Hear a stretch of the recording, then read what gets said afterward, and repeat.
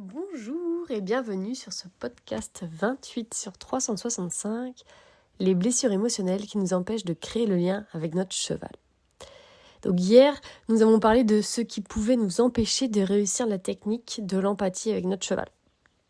D'être vraiment en connexion et de pouvoir recevoir ce que le cheval ressent.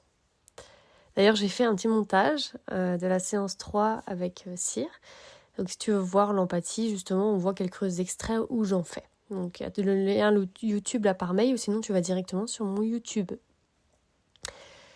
Donc quand on a une blessure émotionnelle qui est activée, c'est plus difficile de pouvoir écouter son cheval parce qu'on porte un masque. Donc je ne suis pas une experte sur le sujet, donc si vous êtes intéressé pour en savoir plus, je connais une professionnelle qui est vraiment, elle, à fond là-dedans. Et je peux éventuellement lui demander de faire un podcast avec moi si vous avez des questions et lui poser vos questions. Voilà. Donc à vous de me dire si ça vous intéresse, si vous avez des questions et me les envoyer par email. Donc on a vu que par exemple on est face à son cheval et il se passe quelque chose. Le cheval se comporte pas comme on veut qu'on se comporte, ou on est, je sais pas, il y a des gens autour de nous, on croise une voiture et puis qui passe un peu près, etc. Bref, il y a une situation qui arrive et bam, on a des émotions. Et donc on a vu, et je parle régulièrement, que du coup il y a un besoin qui n'est pas comblé, donc il y a des émotions qui arrivent et on va aller chercher le besoin et voilà, donc pour se sentir mieux. Mais il y a des situations qui se passent où ça va aussi réveiller des blessures émotionnelles. Et là, c'est un peu plus compliqué parce qu'on switch, on part dans notre mental et on est réveillé, notre blessure est réveillée. Donc d'après Lise Bourbeau, il y a 5 blessures. Elle appelle ça les 5 blessures de l'âme. Et c'est des blessures qui se font chez l'enfant, donc quand tu étais enfant, de 0 à, ou peut-être avant même, dans le ventre, je sais pas trop, et jusqu'à, je crois, 6 ans selon les blessures. Voilà. Donc si ça t'intéresse de vraiment connaître, bon, je vais t'en parler là un petit peu des blessures, mais si jamais tu veux vraiment en connaître beaucoup, il y a plein de livres sur le sujet. Donc il y a la blessure de l'humiliation, la blessure du rejet, celle de l'injustice, celle de l'abandon et celle de la trahison. Rien que les mots, tu vois, ils sont tous hyper violents. Donc comme je disais, je ne suis pas une professionnelle des 5 blessures du tout. Mais par contre, j'ai déjà fait un stage et j'ai été coachée par une personne qui m'a aidée à traverser quelques blessures. Donc j'ai un peu d'expérience, on va dire. Donc je n'ai pas énormément de théorie, mais j'ai un peu d'expérience. Et voilà. Donc quand j'ai une blessure qui s'active, donc je sens tout de suite parce que déjà t'es pas dans l'instant présent quand t'as une blessure, t'es dans ton mental. Et je commence à me parler d'une manière différente de ce que je me parle d'habitude. Donc c'est comme si... pas changer de personnalité, mais presque, tu vois. Et donc j'essaye de trouver laquelle c'est par rapport au masque que je me mets, tu vois. Donc on va en parler là des masques, je vais t'expliquer quelle blessure à quel masque. Je regarde aussi comment je me sens, et surtout je vais voir ce que je suis en train de penser. Pour reconnaître aussi les blessures, pour reconnaître quand tu l'es et quand tu ne l'es pas, et c'est aussi d'écouter ce que les personnes te disent autour de toi.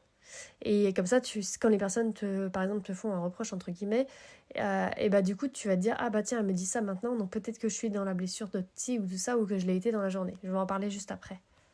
Donc une des façons de pouvoir enlever le masque, ça va être justement l'observation. Donc à chaque fois, on revient au même, t'as vu ? Observation de ce qui se passe.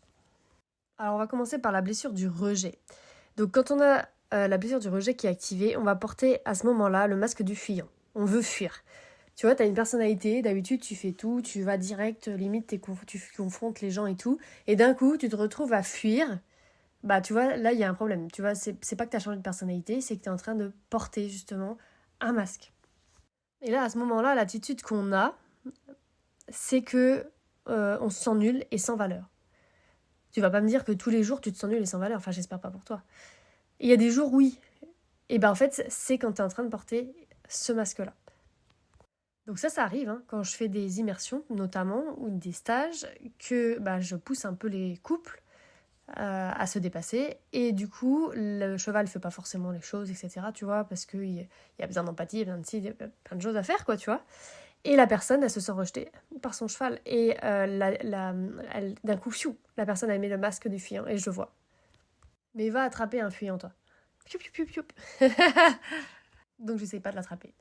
Il y a des temps dans mes immersions où c'est après manger en général que je mets ça, pendant la digestion, où la personne, en effet, je fais travailler les personnes entre elles en savoir-être. Et du coup, à ce moment-là, en général, les personnes elles se reconnectent à leur corps et voilà, elles commencent à enlever le masque et parfois elles ne voient même pas qu'elles l'ont mis, mais au moins elles reviennent. Donc il y a plein de moyens de fuite et les personnes donc, qui mettent le masque du rejet genre chaque jour, parce que du coup malheureusement il y a des personnes qui souffrent énormément de leurs blessures d'enfance et du coup qui développent, donc moi je parlais des petites fuites là qu'on peut avoir quand on met ce masque-là dans la journée, mais il y en a qui portent toute la journée et qui portent tout le temps et tu peux même plus les dissocier de leurs blessures. Et quand tu peux plus les dissocier de leurs blessures, tu peux même reconnaître par rapport à leur corps un peu la blessure qu'ils ont. Donc ça, moi je suis pas une experte là-dedans du tout, je pourrais pas trop te dire, mais si tu veux, tu peux regarder sur internet, il y a des types un peu de corps pour les personnes qui sont vraiment très touchées et qui ont du mal à sortir de ça. Donc le moyen de fuite, du coup, c'est l'alcool, le sommeil, la drogue, l'astral, etc. Et les personnes qui ont cette blessure activée se sentent seules. Et elles ont tendance à créer un idéal inatteignable. Donc je vois que ça fait déjà la taille du podcast, là ce que je viens de dire. Donc du coup je te retrouve demain pour la partie 2.